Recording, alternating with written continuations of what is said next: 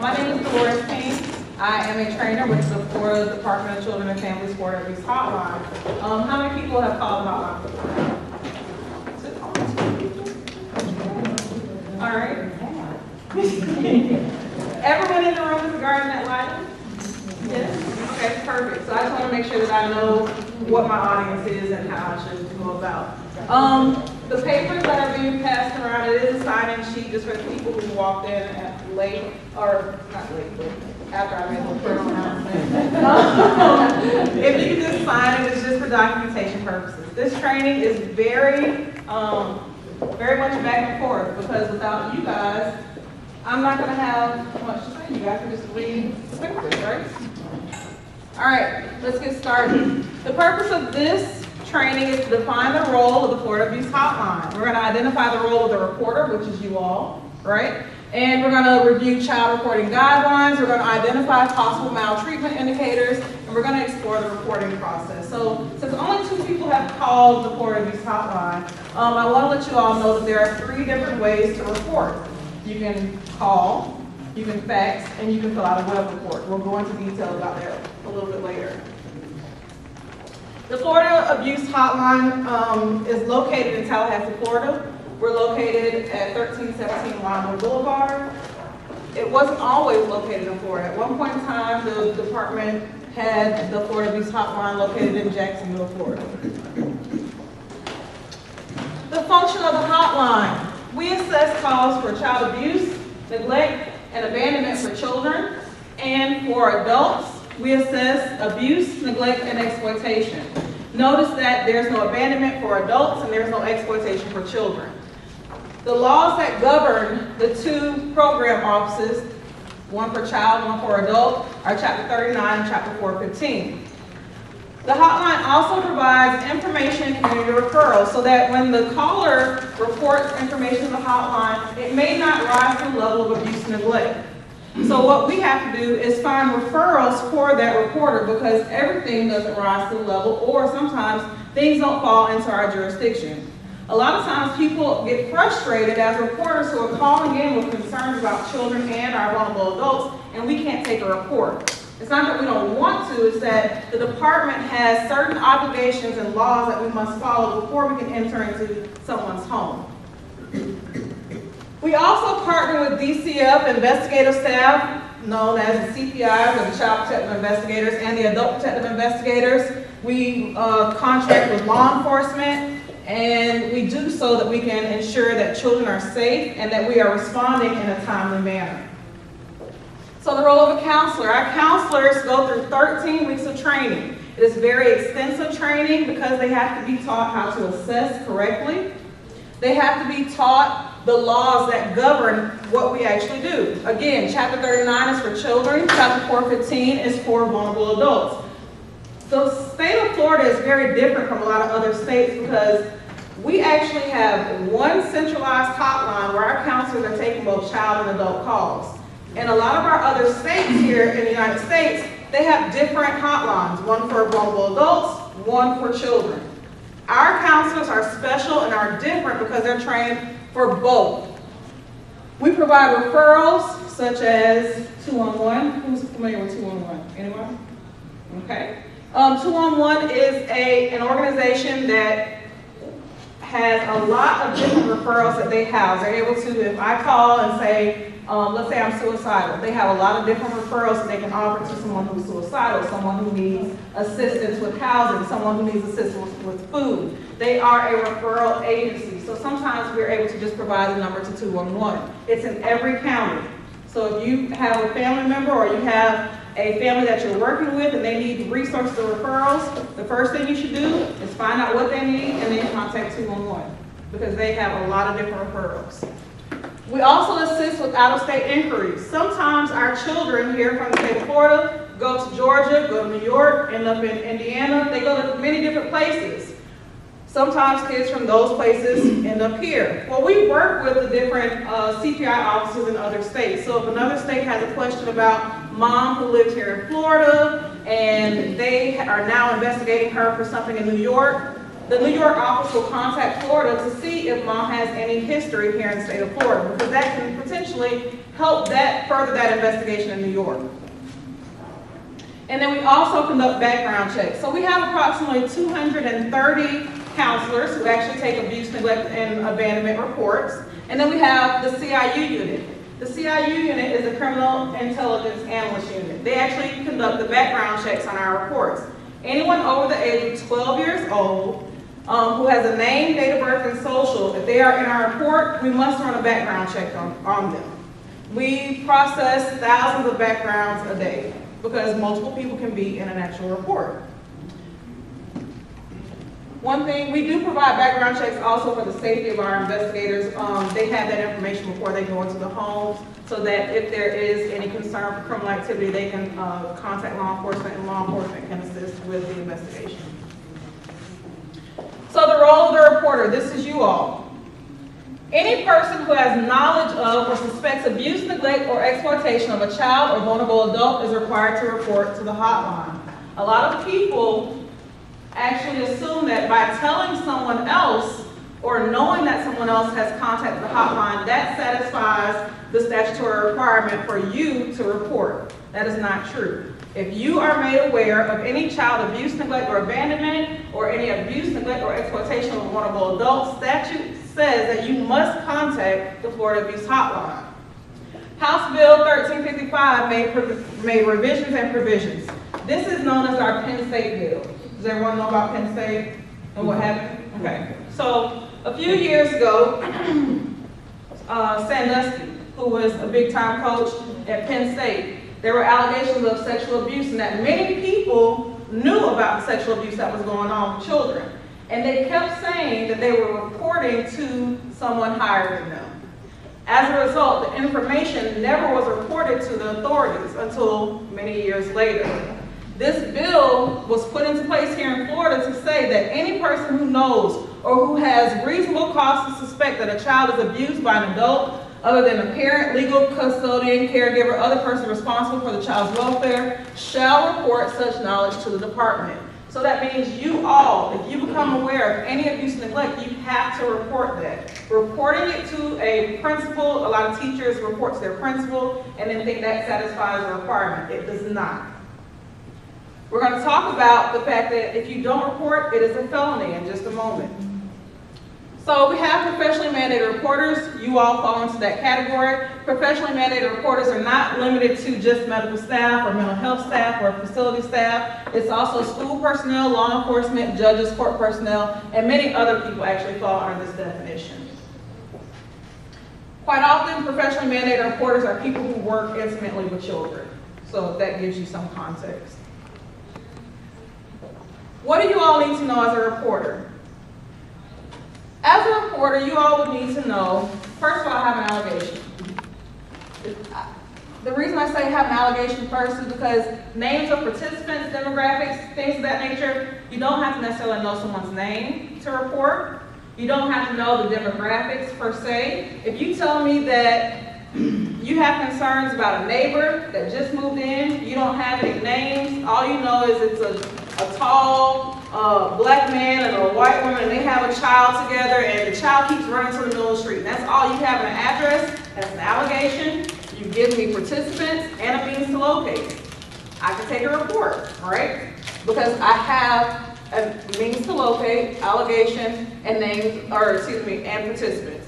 Names we can find. We have many different sources that we can use to get demographics for people. I can literally pull your tag number right now and get your sister or your brother or your mother's information just like that. We get phone calls from reporters who are calling from the Walmart parking lot. And they're walking out and they see dad snatch a little girl by the hair and they call the hotline. The question would be, well, how are we going to find that person? Very simple. The person provided a tag number. We can use David, which is a system that law enforcement has, and they use it every single day. We use that system when we're able to pull that information, we're able to get names by using that system. When the investigator goes out, they can match up names for that matter. Sources is always important for an investigator because it provides collateral context.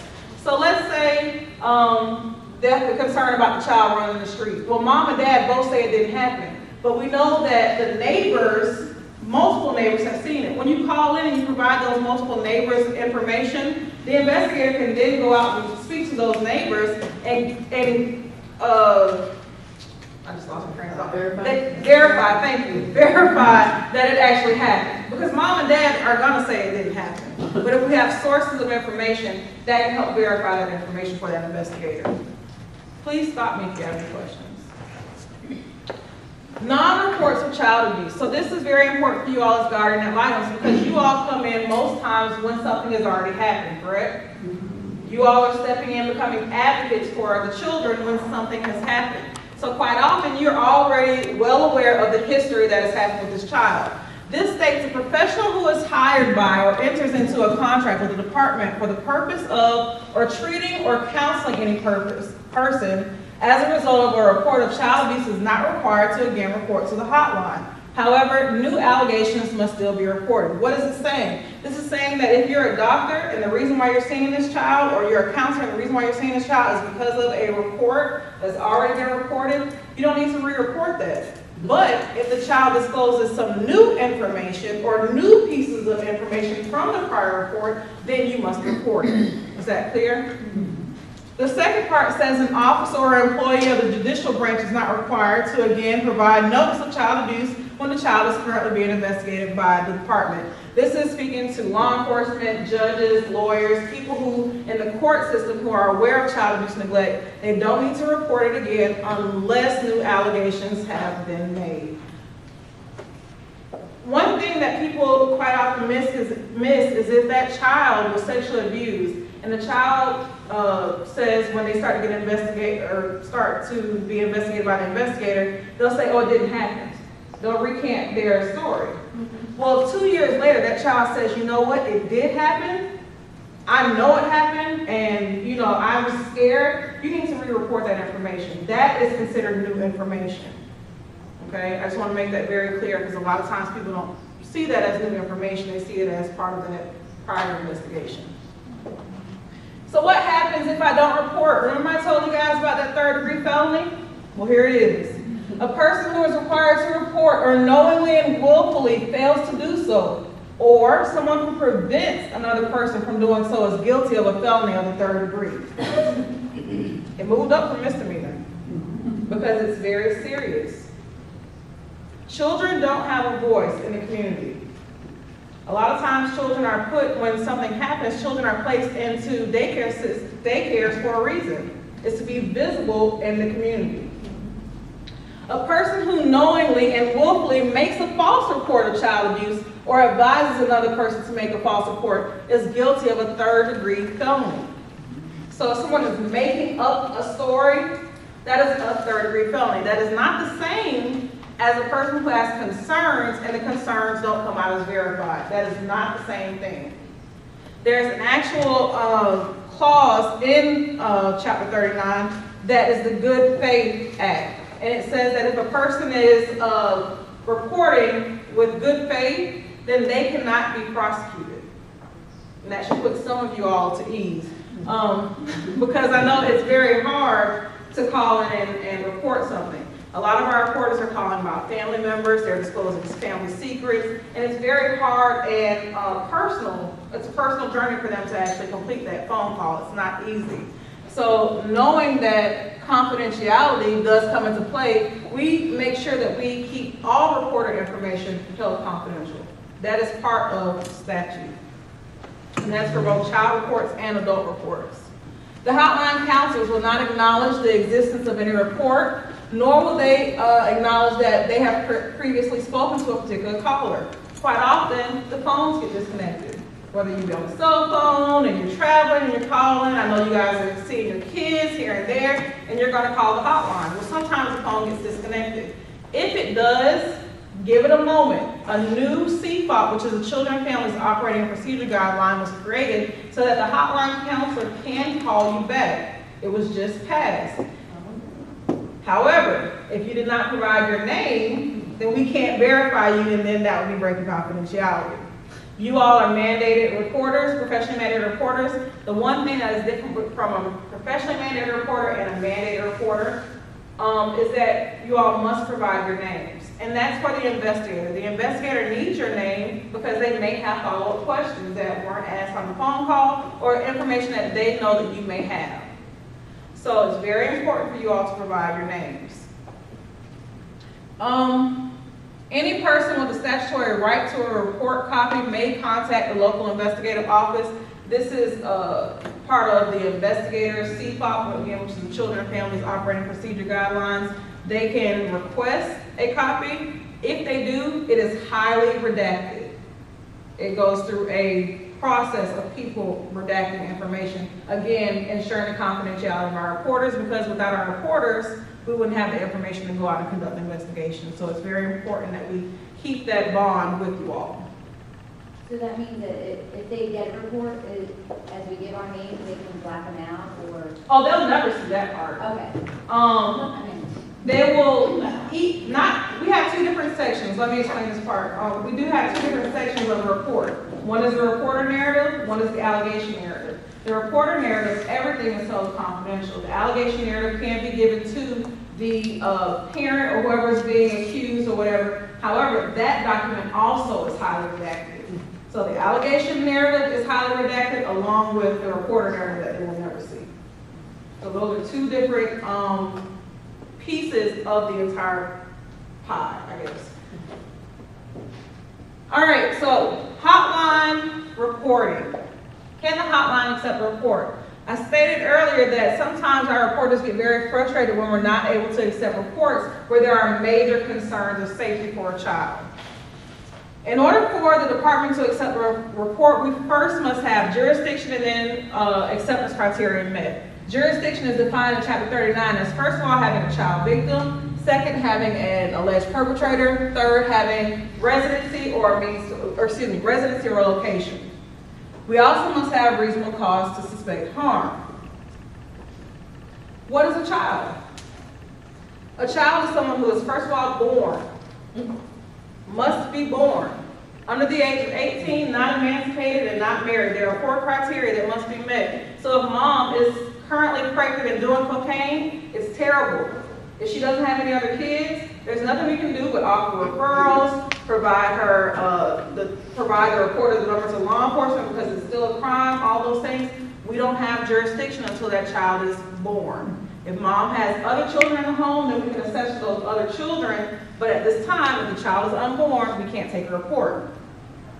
We must have an appropriate care or alleged perpetrator. An alleged perpetrator for child abuse, neglect, or abandonment, you can either be a caregiver or a non-caregiver. There's only one particular maltreatment code that we'll go over where you can be a non-caregiver and be alleged for abuse or neglect of a child, and that's with human trafficking. A lot of, you have it here, parent, legal custodian, permanent guardian, adult household member, other person responsible for child welfare. What do you think that is? Babysitters, foster care parents, teachers. All those people that care for kids or have some interaction with kids may fall under other persons responsible for child welfare. And is a child a resident of Florida?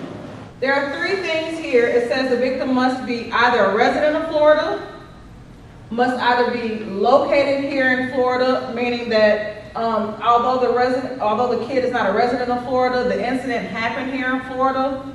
Where's the happiest place in the world? Disneyland. Everybody's coming to Disneyland, right? Disney World, Disneyland, whatever you want, wherever you want to go. People come here from all over the world just to come to little old Orlando, great Florida, right? Well, what if dad from Russia beats the crap out of mom and the kids here in Florida? Are they located here in Florida? Yes. So we have a location, right? Do we have caregivers? An alleged perpetrator? Do we have children? We're good to go. Take a report. That's all it says that we have to have. Not a resident of Florida, and the incident of harm occurred outside of Florida. So some of our actual maltreatment codes that we'll get into in a moment actually have the risk of harm built into them. So let's say the child was sexually abused by dad in Mississippi.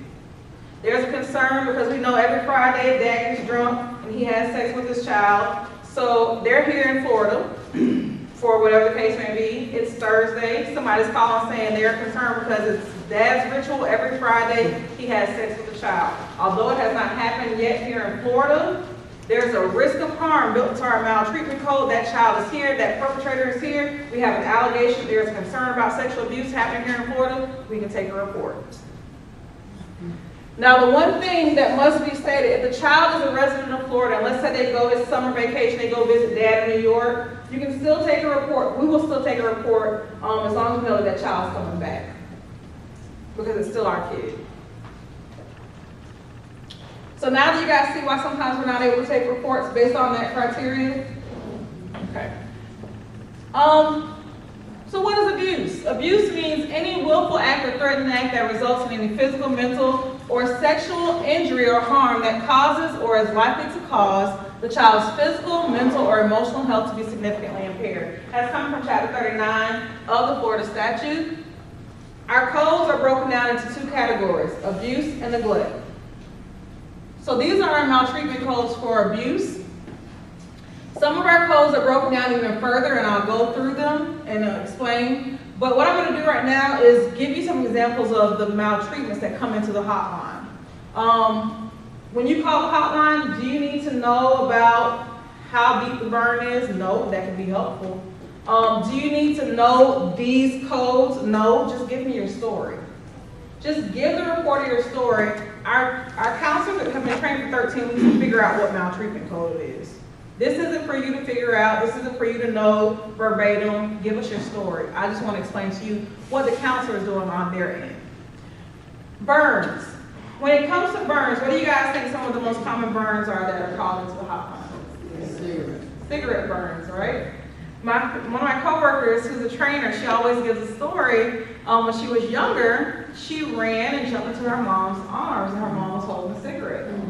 And she got a burn on her arm. Now, I always joke with her and say, are you sure it wasn't intentional? Because if so, we can get you some help. Maybe we can't take a report because you're a little too old for that now, but we can get you some resources and referrals. That is not an intentional act, right? Maybe an act of supervision, but we talked about willful act or threatened act. If she jumped into her mom's arms, would we be able to code burns? No, it wasn't a willful act. Did she get a burn? Yes. Was it a willful act by that caregiver? No. So this is what our counselors are doing. They're taking in your information and they are processing it to figure out which direction they need to go into. It wasn't abusive, but it could have been neglectful. Because maybe mom knew she has a habit of jumping into her arms, or maybe mom, for whatever reason, should have known that something like this could happen. It may have fall under inadequate supervision. We'll look at it a little bit later. Some other burns that we come across are stocking burns or immersion burns. Have you all heard of those? Stocking burns, where you're dipping a child into extremely hot water and you pull them up and their legs are burned. Or when you are immersing children into hot water. Recently there was a case, it was a story in the news where a dad just burned one of his children. It was about 70% of the baby's body was burned by placing the child in hot water. So those are some of the calls that we're calling in. Again, do you need to know there was a third-degree burn in order for us to code it? No.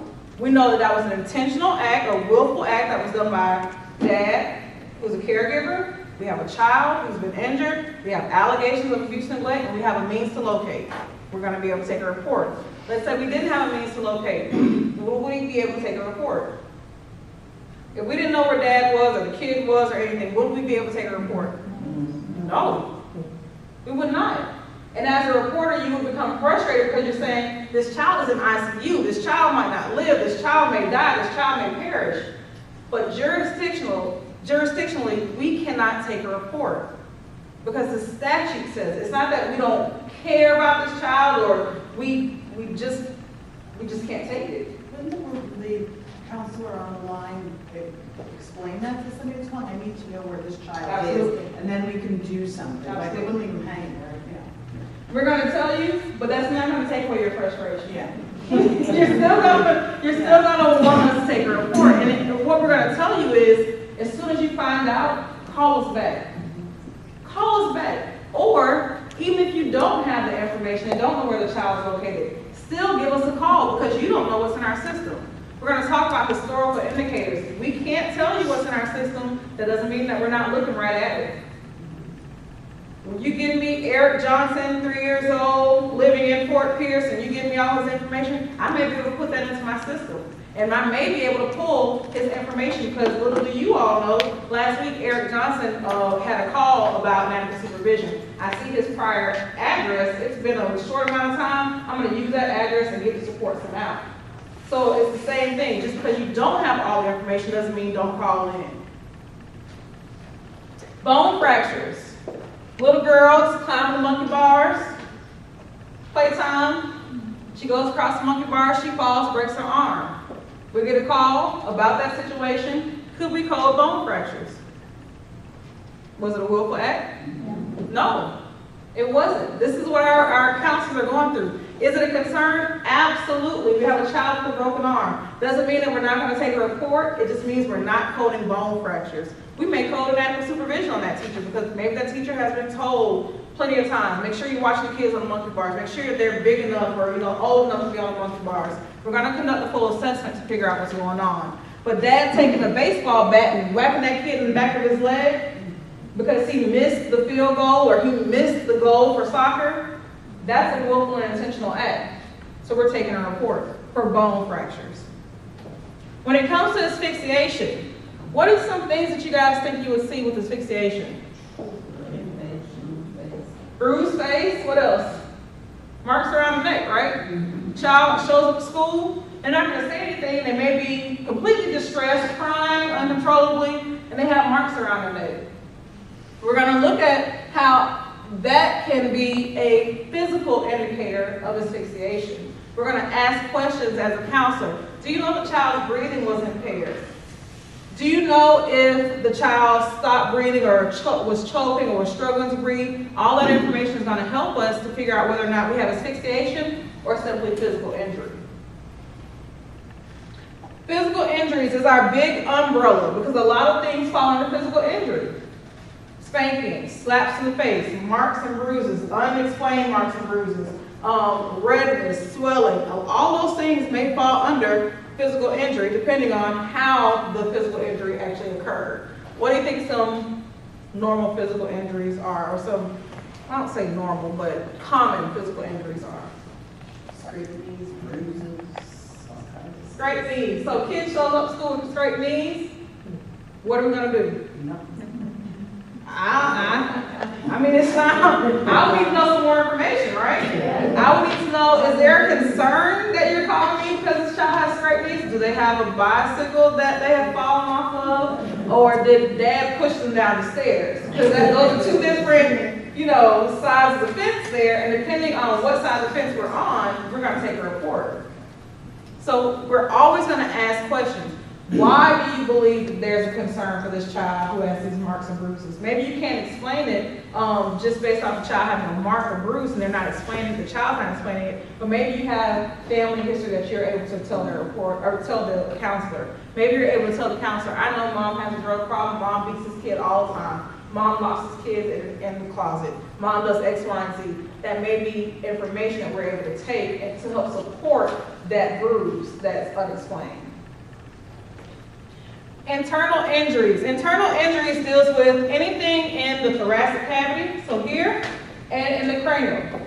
So anything that impacts the spinal column or the internal organs, whether it be a lacerated liver, punctured organs, anything of that nature, which happens all the time to our kids, simply behind a parent punching a kid in the stomach or kicking a kid or things of that nature. The kids, their internal organs are very, very sensitive.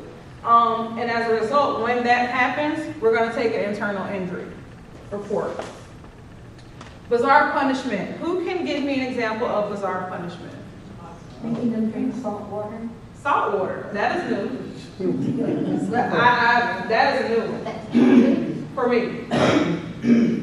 I'm spanking on hot sauce, I've heard that. Hot sauce in the mouth. That could possibly be bizarre punishment. Isn't soap still bizarre punishment? Soap in the mouth could be a bizarre I've punishment. heard that growing up. Depending on, it depends on the effects of the child. What about, go ahead.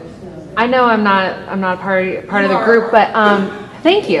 As far as bizarre punishment, could that also include things like physical punishments, like you need to clean the grout with this toothbrush. I need you to detail my car. Absolutely. Wow. It could be the father whose child is on the football team, right? And the kid is supposed to be the star quarterback. Kid missed the what is it, Hail Mary at the end of the game. Yeah. And as a result, dad took the kid home and he's making him do crab walks for hours on end across the front yard with no water at all. Or making the child do all types of calisthenics just as a form of punishment. Absolutely. One of the more common ones that we hear is kneeling on rice, kneeling on gravel, any of those grains will slice your skin open like hot butter. It's a common cultural practice of many different cultures, which it astounds me because of the many cultures where it comes from. It's literally all around the world, the same practice. Locking kids in closets for extended periods of time. Yes, ma'am. I want to ask you, when you just talked about the crab walks, so you see that a coach does this just in general to the team because they lost the game. There's a lot of practices of them. They make them run in the hot sun for 15 minutes, or they make them lift weights because they lost. And then if it's reported to the sports director of the high school or the principal, they do nothing of it because they say that's what can be done. Isn't that coming from a coach? Excessive punishment. So when I talk about the crab walks, notice the last thing I said was, and no water. That was the very last thing I said, and no water. So it has to be excessiveness, and then what else is adding on to the excessiveness? So the crab walks for hours on end for a 5-year-old, that's excessive, and he doesn't have water, that's excessive. The fact that you have kids who, as a result of losing the basketball game by 20 points, you have the coaches making them run laps in the gym, I totally get that. I went through that. I survived. When it becomes excessive, that's when we have a concern. If you have kids who are passing out in the gym, absolutely, I would call that into the hotline, because maybe this person has a history. Maybe they came from a different school and you have absolutely no idea about it. We have calls about teachers all the time who move around. But nobody would know that because you all aren't privy to that information that's in our systems, right? You don't know the historical information that's in our system. That's why we tell you, no matter what, call it in.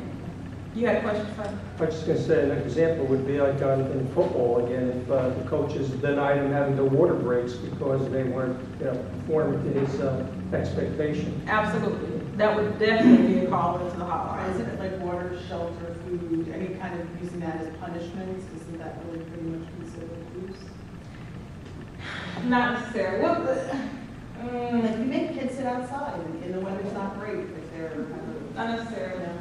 Parents have the right to self-determination also, so we have to keep that in play as well. It can't be abusive. So let's say you have a 5-year-old who's outside as a form of punishment sitting on the steps for an hour on end. If mom's sitting on the inside and she's watching him sit on the steps for an hour on end, and it's not raining, it could be sunny outside, there's nothing that's detrimental to him sitting outside, that's not a form of abuse.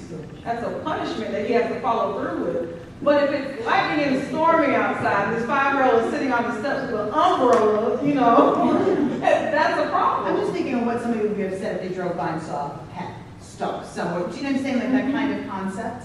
Sometimes they feel like there's a little bit more leeway almost for our children than, pets we get all upset about sometimes. It's you know what I mean? Like, oh, that's the parents, Absolutely. There's a lot of uproar about, oh, you chained the dog and you left it there outside. Well, why does the kid have to sit outside? Here in the state of Florida, it was legal for you to break into a car to save a pet before it was to save a child. So that is a fact. Fun quarterback. So I totally understand where you're coming from with that concern. More outrage and concern about some things. There is. The ASPCA is actually who got child abuse and neglect to become a worldwide concern. I can pull the information from you, but it was actually the ASPCA in New York that actually started the child abuse and neglect awareness back in 19 something. wrong day. Let me finish this and then I'll come back and get you all the information. Mental injuries. When we talk about mental injuries, what are some things that come into play right now? You have children who are LGBTQ. You have children who are just either overweight, underweight, self-conscious, and you have parents who prey on that. Or teachers who prey on that. And as a result, the child is failing school, not wanting to go to school, slicing their wrist, attempting suicide, all those different things. We could actually take a mental injury report on that based on the willful actions of that parent or caregiver. If mom knows, and again, it's very subjective to that particular child because everyone's different. You can call me, as a kid, fat, lazy, all that good stuff. I had pretty high self-esteem, so it wouldn't affect me at all. But if you were to call somebody else that, it could have a detrimental effect on them and cause them to, go overboard. So every child is different, and that's why you have to assess for child functioning, which is something that we do now as well. You want to know about who that child is outside of the maltreatment. Sexual abuse. Sexual abuse is a very big umbrella. There are several codes: sexual abuse, sexual molestation, sexual battery, and those are some of the codes that fall under that. With sexual abuse, what do you think some examples would be? Touching my parents, touching my caregivers, touching my teachers, touching my, a lot of different people, inappropriate actions with children. We have a lot of reports of sexual abuse on children. As a result of a lot of the sexual abuse on children, what happens is you see children starting to act out on other children, which we'll come to later because that's something that is very important for you all as guardian ad litems to know about the COC, which is child-to-child sexual abuse. It's not considered abuse by a caregiver. It's one of our special conditions. That's why it's not up here right now. With human trafficking, this is the code that I spoke to you all about where I said it did not have to be a caregiver. It's a non-caregiver. This is the only code where we can take a non-caregiver report. With human trafficking, please know, if you see a child who is prostituting themselves, we can take a report on that. If you see a child who is stripping in the clubs, we can take a report on that. Yes, sir. Are you familiar with the term grooming? Absolutely. Grooming is leading up to the human trafficking. Yeah, absolutely. Or just sexual abuse, just in the home in general. Grooming is a very big part of both of those topics, sexual abuse and human trafficking.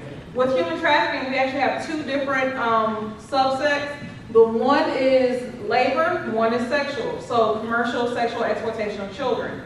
We are here in Florida. What's different about Florida when you think of human trafficking? We have so many migrant workers, right? We have so many people that come in and out of the state of Florida. I heard there's like 1 million people in and out of Florida a day. Just in and out, in and out. And so when you think about that, you think about all the people who, you don't know who's driving next to you on the road. You don't know who's driving next to you on the highway. You see a little girl in the back seat, you don't know if that's that man's kid or that's that woman's kid, because you have a lot of women who are traffickers as well. We often talk about male traffickers and male pimps and that nature, but there are also female traffickers and female pimps, and we always talk about the girls who are the victims, and we never talk about the boys who are victims. There are a lot of boys who are victims of human trafficking. Human trafficking is very, very big here in the state of Florida. Pam Bondi is really on it. Kim Gerbert is very much on human trafficking. It is very big. I'm sure you guys have seen the commercials and things of that nature. Maybe. Okay. And then death is not a standalone code. So if we are going to code death, it must be a result of a form of abuse or neglect. Okay, because we know that children die, elderly people die. It could be organic, it could be something that they were born with. It doesn't necessarily have to be with abuse and neglect. The only time the department is going to get involved is when we get coupled death with one of our other maltreatment codes. Yes, ma'am. What is grooming? Grooming. Actually, it's a process. It starts with targeting, a target case. I'm reading a book. It's fiction, but it takes place in England. Apparently it's prevalent in England? Well, grooming is very big here as well. So grooming could be, if I'm a grandma, 'cause women sexually abuse people all the time too, so I'll use me as a subject. I have a grandson, and for whatever reason, I'm so in love with this grandson. I know that I want to sexually abuse him, but I'm not sure if he's gonna tell yet. So what I do is, come sit on my lap. And you let him sit on your lap, and you rub on him, and then you give him some candy and let him go play.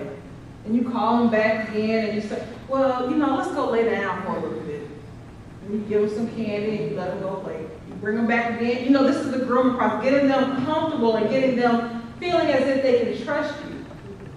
And then once that happens, they start to trust you, and the more they are alone with you, the farther you can take things. And they're doing it in a manner to eventually sexually abuse a child fully.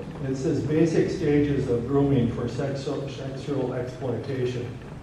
And it starts with targeting a victim, gaining trust and information, filling a need, and then they isolate the person, and then the abuse begins. And then ultimately it's the control of that individual. Absolutely. That is very much true. Yes, ma'am. What about verbal abuse? Verbal abuse, what are you looking at with verbal? So are you talking about the fat and you look like a slut and that type of shaming? It would fall under mental injury. If it has an adverse effect, remember that's that part I was talking about when kids are different. If it has an adverse effect on that child, then we're able to take a report. If it does not, then we may not be able to get involved. Would, under the mental illness, would any of that cyberbullying come under that? So with cyberbullying, remember we have to go all the way back to jurisdiction. Would we be able to perp another child? The child's not the caregiver, right? So we wouldn't be able to do it, not with cyberbullying. Now, That's usually based on big time with teens. Absolutely. It would be a problem. It wouldn't fall under our jurisdiction. It would fall under law enforcement jurisdiction quite often. We talked about some possible indicators of abuse throughout our explanations of the maltreatment. So unexplained marks and bruises, immersion burns, acting out sexually developmental norms. We'll talk about that when it comes to COCs, withdrawn and overly emotional, changes in school performance or attendance. These are some things that you all may see in your kids. Changes in school performance and attendance, that's a big sign. It's one of the first signs. When you see a kid who's an A student and they start to just drop and plummet, that's a concern. Not to say that the child's being abused and neglected, but it's a concern that something's changed, right?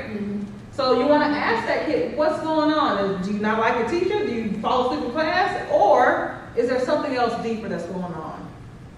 And then changes in behavior, that's normal. When it comes, those are things you'll see.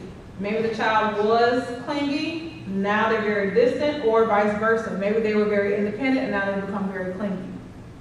Neglect. It occurs when a child, and again, this is the definition, it occurs when a child is deprived of or is allowed to be deprived of necessary food, clothing, shelter, or medical treatment, or a child is permitted to live in an environment when such deprivation or environment causes the child's physical, mental, or emotional health to be significantly impaired. Again, that's coming from chapter 39. So this little girl, before we move on, because I see it caught some people's attention, this little girl is actually failure to thrive. As you can see her bone structure, you can see how underweight and underdeveloped she actually appears. We chose this picture because it falls under neglect. With abandonment, who all has heard of the safe haven law? Safe haven law? Everyone is familiar with safe haven law? No. Okay, the safe haven law allows a parent to, whether it be mom or dad, to give the baby to a fire station. There are designated places, fire stations, police stations, hospitals, and then there are designated child placement agencies where you can drop a child off. The stigma or the statute says that the child has to be 7 days or younger. When this was actually put in place, a lot of states did it at the same time, right? So what happened was they didn't have any laws in place or specific guidelines. It just said if you didn't want your kid anymore, drop them off. So what do parents do? You have 13, 14, 15-year-olds getting dropped off left and right. Are you serious? I'm so serious, left and right, because parents were just fed up. So what they had to do, they had to revamp the statute and put in criteria. So every state is different. Here in Florida, it's 7 days or younger. If mom wants to drop that baby off at 8 days, that would be considered abandonment.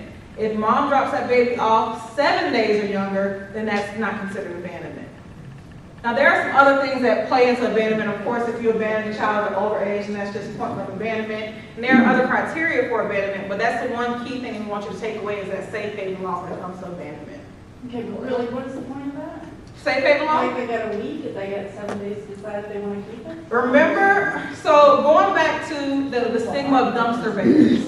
They wanted to get rid of the stigma of dumpster babies. Parents and women and men who just did not want to raise this child or were afraid to raise this child for whatever the case may be, and they were throwing babies away in trash cans, leaving babies in bathrooms and all that stuff. So they want to give the parents the opportunity to not harm the child and not be charged with anything either, and just to turn the baby over safely.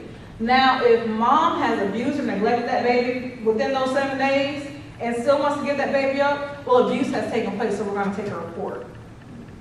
So she just can't, it's only with children who are safe and healthy, not necessarily healthy, but just don't have any abuse and neglect that has happened to them within that 7 days that we're actually able to. Like if mom knows she cannot take care of this child, can't feed it, can't house it, can't. Leave it at the hospital. She can leave it at the hospital. Mom might have like in the pregnancy or, young girls. Yeah. That's the purpose of it. That was my point, what is the purpose of having a law for that? That makes sense. So that the parents don't get in trouble. Yes, and not only that they don't get in trouble, the big thing is we don't kill the baby. Yeah, that's the big thing. I think part of the problem is when parents, and it's maybe a single parent problem more so than an intact family, for whatever reason, whether it's a financial problem, a substance abuse problem, realizes they can't take care of a child, what do they do?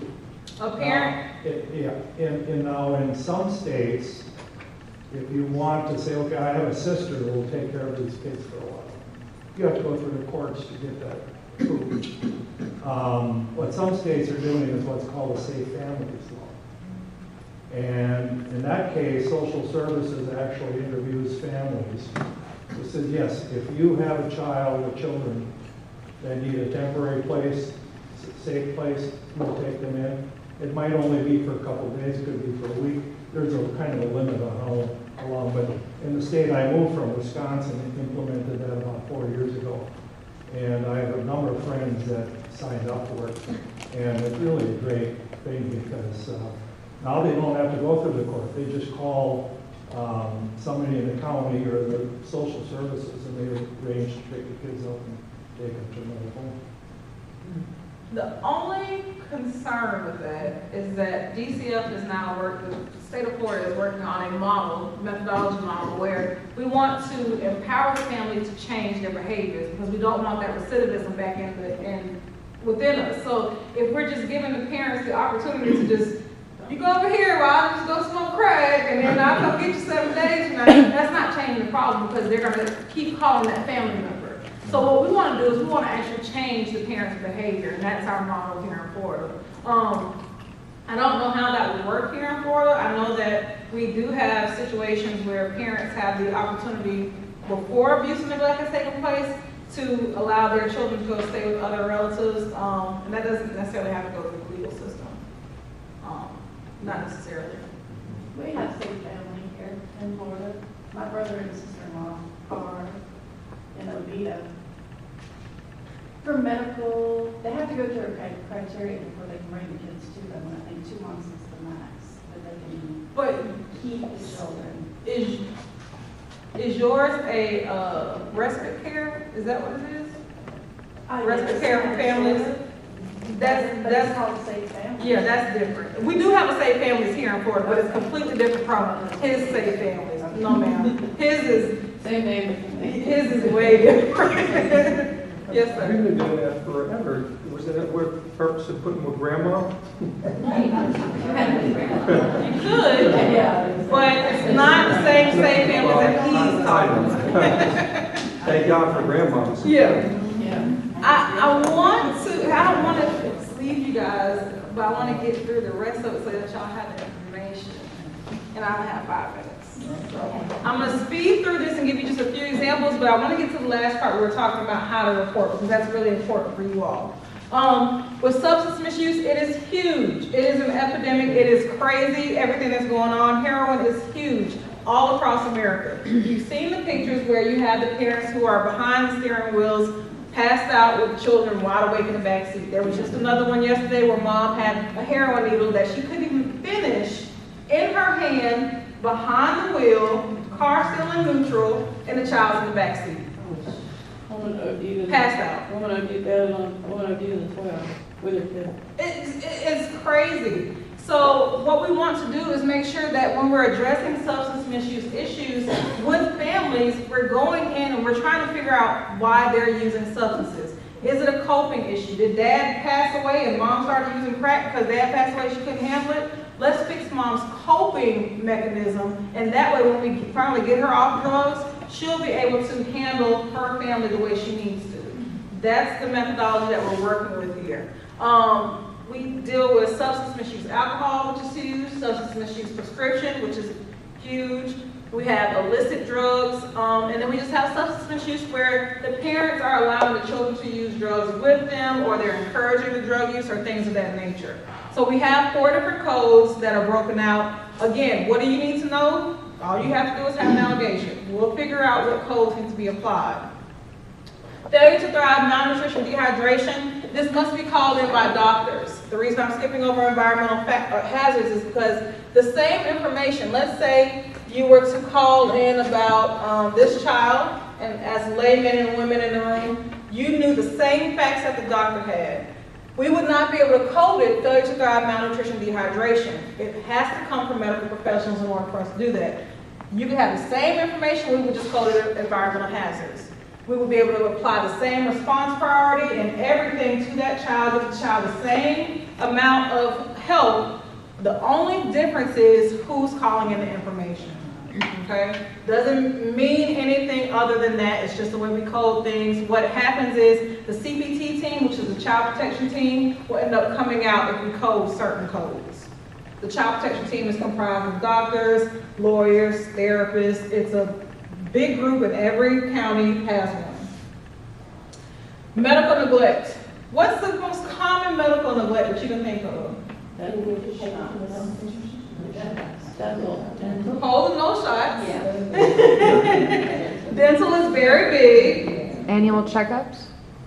Annual checkups, hold that thought. What about just simply providing a child an asthma pump when they go to school?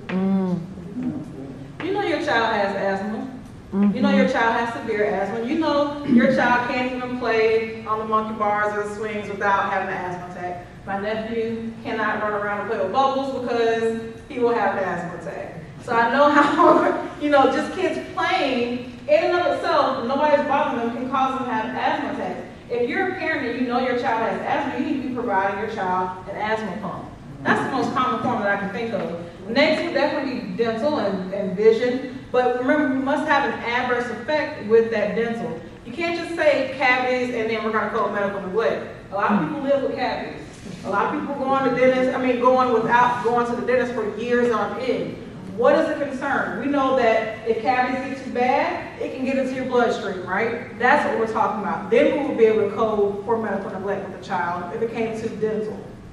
If it came to vision, it would have to be something very significant. Let's say the child's going completely blind and the parents refuse to get this child some visual assistance, things of that nature. It has to be pretty significant. With shots and annual checkups, self-determination. You do not have to have shots and annual checkups and go to all your appointments. People were living long before shots were created. I'm sure they'll continue. Well, germs are getting worse every day. We may be able to continue on for a few more years. Who knows? And then failure to protect. The easiest way I can think about this is a grandparent who now, mom was sexually abused by her dad. Mom now has children.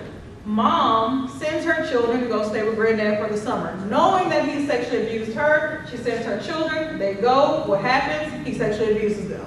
She, for whatever reason, says, oh, I thought he loved me and he would only do it to me and not the kids. That's failure to protect. You knew what he was about before you sent those kids up there. We're going to take a report on you for failure to protect as a mother and sexual abuse on granddad because that's what took place. So now we have 2 different reports. Last but not least is family violence threatens child. This is very, very, very, very, very important because not a lot of people know that the Department of Children and Families gets involved when parents are fighting, whether it be physical fighting or actual verbal fighting. If it's affecting that child, we're taking a report. The child does not have to be present in regards to physical violence between parents. It's the environment that we're concerned about. That child growing up in that hectic environment. Trauma is very big. We can't talk about it now, but trauma impacts children all throughout the rest of their life. So reasonable cause indicators, you have physical indicators, marks and bruises, behavioral indicators, kids who are clingy, not clingy, environmental indicators. The home is completely filthy. There are rats and roaches in the home, but you don't see anything on the kids right now, or the kids are showing up to school with book bags and they have roaches in them and you've never been in the home. Those are environmental indicators, right? You may not have been in the home to see that the home's nasty, but this kid's coming to a completely clean place and bringing stuff with them. And the historical indicators is what I spoke to you guys about throughout. It's the stuff that's in our system. Last but not least, foster care referral, child and child sexual abuse, caregiver unavailable, parent need assistance. I'm going to start at the bottom because this is what you guys need to know. Parent need assistance. This is something you can provide your parents that you're working with or your families that you're working with. If your family or parent has any needs, whether it be concerns about the ability to care for that child in the home, the child has a history of DJJ and running away and all that good stuff, or the family just needs extra services in the home, the mom or dad, whoever's a caregiver, has to call that reporting in. You cannot call it in for them. You can be there to assist them, but you can't call it in. This is not an abuse and neglect report. These are special conditions reports. There will never be an abuse or neglect perpetrator in these reports, okay? Inform your parents that this is not an abuse or neglect report. It does not mean the same thing. Even though you're calling the hotline, it is not an abuse or neglect report. It doesn't look bad against you. Caregiver unavailable is simply what it says. Let's say you have concern, it's 5 o'clock on Friday and you are ready to go, right? You have a kid that's left with you. It's time to go. What happens? Call the police. Because somebody got to come get this kid. You don't know where the parents are. Police tell you there's nothing they can do. Hold on. They need you. I think it's time for the judge's name. Okay. You ready? Yeah, carry on. We got 2 or 3 minutes. Okay, thank you. That's all I need. 5 o'clock on Friday, you're ready to go home. You don't know if the mom's dead on the side of the road. She's never did this before. You don't know if mom's been arrested. You don't know if mom's in the hospital. We've had this situation where a kid, actually high schooler, she went to school, staying with her grandma. Grandma had an accident during the daytime. Kid came back home, did what she was supposed to do. She was a teenager. Went back to school the very next day. Still no grandma. But she did what she was supposed to do. There was no concern about anything that she was doing. The concern was where's grandma? Grandma was in the hospital. We're not going to take an inadequate supervision because grandma wasn't home. We're going to take a caregiver unavailable. See the difference? Yeah. And then child and child sexual abuse. If there's any inequality, lack of consent or coercion between children and their sexual behaviors going on, we can take a report. This does not mean 2 little boys who are outside or a little boy and a little girl who are 5 years old. One says, you let me see yours, I'll let you see mine. That does not constitute child and child sexual abuse. That's normal child development. That is acting out your sexual norms, right? But a 2-year-old who is having full-on oral sex with a 3-year-old, that's a child who's acting outside of their sexual norms. Does that make sense? So now we're able to take a COC. Or a 5-year-old who is playing with an 8-year-old, and the 5-year-old gets mad and punches the little boy in between his legs. That does not constitute a COC. Just because he punched him in his in his genitals doesn't constitute a COC just because it's his private parts. No, just means he got good aim. I don't know. He got one up on the kid. I don't know. But make sure when you're calling in or you have concerns about COC, inequality, lack of consent, or coercion. If there is a situation where I'll give you a candy bar if you let me touch you or whatever, that's coercion. Or if you're 12 years old and you have a disability, let's say you're intellectual disability, and you have an 8-year-old who says, I won't be your friend anymore if you don't let me touch you. And that 12-year-old allows it to happen, well, that's again inequality because the 12-year-old has an intellectual disability, the 8-year-old is fine, inequality. We're taking it on. Again, no adult perpetrator in that report at all. Last but not least, foster care referrals. Foster care referrals are simply reports that don't meet the criteria of abuse and neglect. Where a person is in a foster care home and says it's a violation, spanking is the number one thing that we always get, or corporal punishment with the foster care homes does not automatically rise to abuse and neglect. Yes? Okay. You guys know how to make a phone call. You have the web report, you have the fax number, and TDD is in the case that you have any hearing impairment. It's the line that you can use and they will assist you to call in a report. The easiest way to make a report is via the telephone because we can ask questions. If you send in a fax or submit a web report and all the information is not there, we may not be able to take a report. So the best way to do it is what? Call. Sorry. Thank you guys. Thank you.